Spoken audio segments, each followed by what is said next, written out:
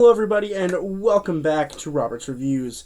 Today we have another Leonardo DiCaprio movie to talk about, like I do every Tuesday. So we're like more than halfway done. So for a point of reference, we will be done with Leonardo DiCaprio movies on, theoretically speaking, April 5th will be the last DiCaprio movie, I believe. No, I lied to you. May 4th. May the 4th. Maybe I'll finish Leonardo DiCaprio and start a Star Wars series on that day. I think that'd be kind of fun. But just so you guys know, we are definitely more than halfway now. We have a few more movies to watch, and we'll have watched every single Leonardo DiCaprio movie ever made, so that's really exciting. But today, we're going to be talking about Body of Lies.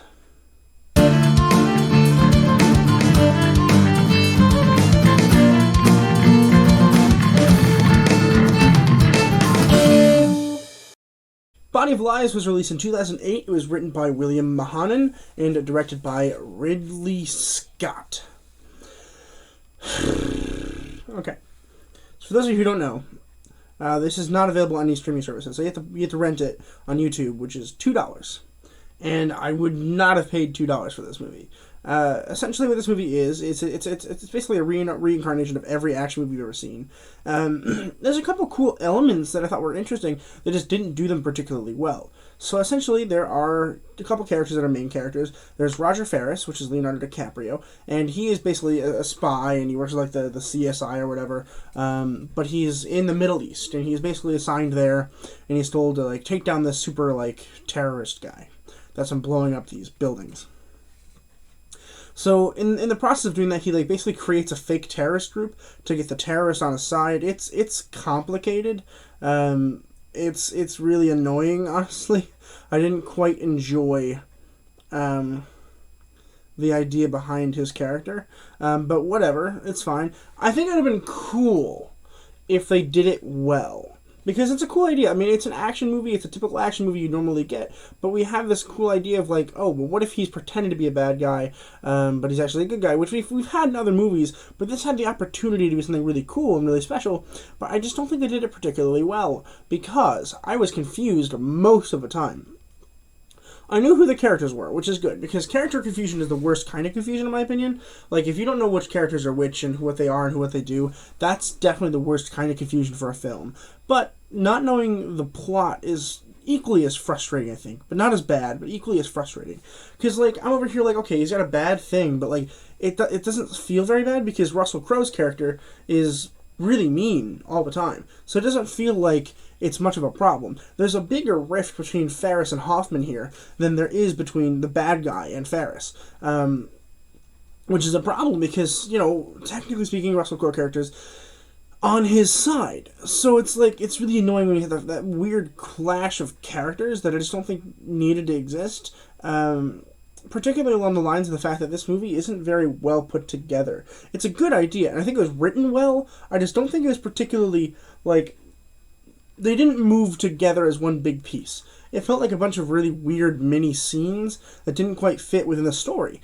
I think if this would have been a cool idea is if we had some timeline switches here, where we had some texture issues, right? It's a texture movie where we have action sequence, and like there's this small little plot weaves here and there that just don't quite make sense. They don't quite make sense as to why the action's happening. There's a lot of intense shooting in the middle of streets and like no one seems to care, which I guess it's the Middle East, but still, like, it just felt really awkward and really annoying to me how like no stakes there were in this. Like, Leonardo DiCaprio's character almost died like 5 times in this movie, and I didn't even care. I'm like, honestly, at this point, it's like, whatever. The end of the movie was really solid, I think. I think the end of the movie had something there. I think they might have even had the idea for the end of the film before the beginning of the film. Because in the end of the film, they have this torture chamber, they're like breaking Leonardo DiCaprio's fingers, and it looks really gross, and it's awesome. And then, you know, basically, the good bad guy comes in and he's like, hey, this is our place, and then they shoot up the place, and then they bring Leonardo DiCaprio to the hospital,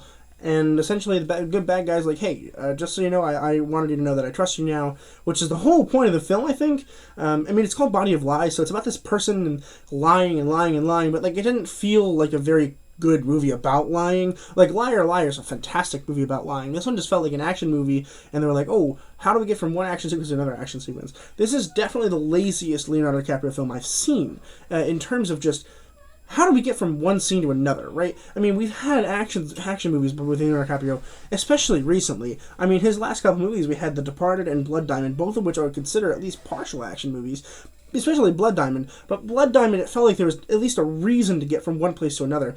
This one just felt like action sequence. What do we do now? The action sequence. It didn't feel very good. Action movies, in my opinion, are the hardest to do, okay, because they're so important. Like, the action is the reason why people watch the movies, right? A lot of these action films are so action-oriented that they don't even care what the plot is. I care. So I'm over here, like, struggling to find some kind of meaning in the action, and it's really difficult for me to find that. So if any of you guys like this movie, which is fine, I'm not going to judge you, but, like, please let me know why you think it was so disjointed, it feels so disconnected, or maybe it didn't feel that way to you, and please drop in the comments down below, and let me know what you guys thought. I mean, I honestly just didn't like the film, and it felt really disjointed, but I'm going to talk about a couple actors here. I'm not going to talk about all of them, because I think that most of them were fine, but I am going to talk about 3 actors. Starting with Leonardo DiCaprio as Roger Ferris. So, not that Leonardo DiCaprio was bad in this film, because I don't necessarily think he is bad, but his character just is lazy. It basically takes the Departed character and the Blood Diamond character and pushes them together and makes him this kind of weird action guy, where he's like, yep, I go and I kill people, and then if I do something wrong or something bad happens, just shoot me and I'll die, and it's really, really awkward. It's really weird. I don't think it's necessarily his fault, more so I think the writing is just awkward. I don't know if they know how to write for Leonardo DiCaprio. Maybe the problem here, a lot of this character's problem, is maybe it's not a Leonardo DiCaprio character. I think he can do action films, like, just fine, but I think that he thrives on dramatic storytelling, and this is definitely not a movie that involves a lot of dramatic storytelling. The next time we see a Leonardo DiCaprio film, it'll be Revolutionary Road next Tuesday, and this one looks more like a dramatic film, so I'm really, really excited to watch, another dramatic film with Leonardo DiCaprio, because he literally thrives off of the need to show facial emotion, and I'm really, really hoping that steps up to the plate of this one, because this is not it for Leonardo DiCaprio. And again, it's not that he's bad, I think that it's just what was not his movie. Russell Crowe as Ed Hoffman. So as you guys know, I haven't seen a lot of Russell Crowe. This just also felt lazy on his part. I've seen him in, like, Gladiator, which is fantastic, and then he does this, and it just doesn't feel as lively, it doesn't feel as strong, it doesn't feel as important. And he's basically just mean to Roger Ferris the whole movie, even though they're on the same exact side here. They're on the same side. They're literally on the same exact war side. But they just don't like each other. And it bothers me, because, like, he has his own agenda the whole movie. It's like his whole thing, is that he has his own agenda. But we never really learn what exactly that agenda is, besides taking out the bad guy, which is what both of them want to do. They just want to do it in different ways. And it's like, why can't they just choose on a way here? It was really frustrating to watch. And again, I don't think it's Russell Crowe's fault. I just don't think this might also not be his movie. I think that having big stars in a movie doesn't make up for bad plot. If you're going to have huge stars, make sure there's at least an okay plot, because if you're going to give these 2 really strong, really great actors a movie, it has to be a good movie that all of them can, star in, because we don't want one actor to overthrow another one. And in this case, they weren't overthrowing each other, but it just felt like none of them are going anywhere. They felt very static in this movie, and I didn't really enjoy that. Mark Strong as Hani. Hani is the good bad guy that, like, basically he runs this town, and Roger Ferris is trying to get him on the side, and Ed Hoffman's trying to get him on the side, and it's really awkward. While I think that dragging him to 2 different sides was kind of weird and annoying, I do think that Mark Strong was fantastic in this film.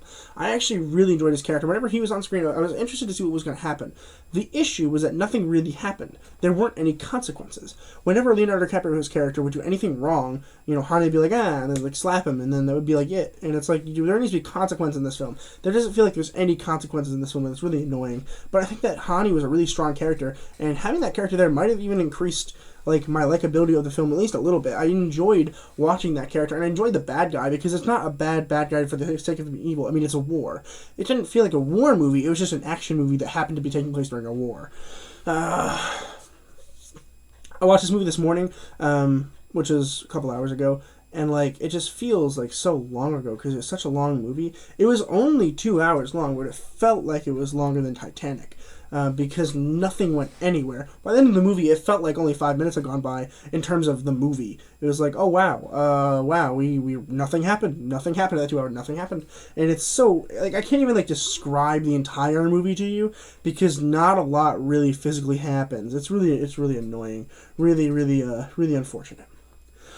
But that's going to do it for me today in terms of talking about Body of Lies. I'm just going to go ahead and give you guys my rating and call it good. I'm going to give this movie a D+. Not the strongest we'll see of Leonardo DiCaprio. Coming up next month in March, we actually do have 4. We have Revolutionary Road, Shutter Island, Inception, and J. Edgar.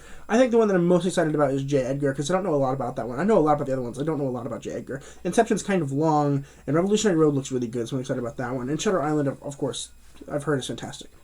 The 30th of March, we will not be having a Leonardo DiCaprio movie because we will be doing the Godzilla series from Sunday through Wednesday. Wednesday, the 31st, the last day of March, we will have Agents of S.H.I.E.L.D. Season 5, as well as Godzilla vs. Kong. So look forward to that. Also, March 2nd is my birthday. I'll be 20 years old. That's insane. So I'm looking forward to that, and I'll be reviewing Revolutionary Road on that day, so that's really exciting for me. But I'm going to go ahead and call it a day. As always, keep watching movies and television, stay educated, and I'll see you guys in the next video.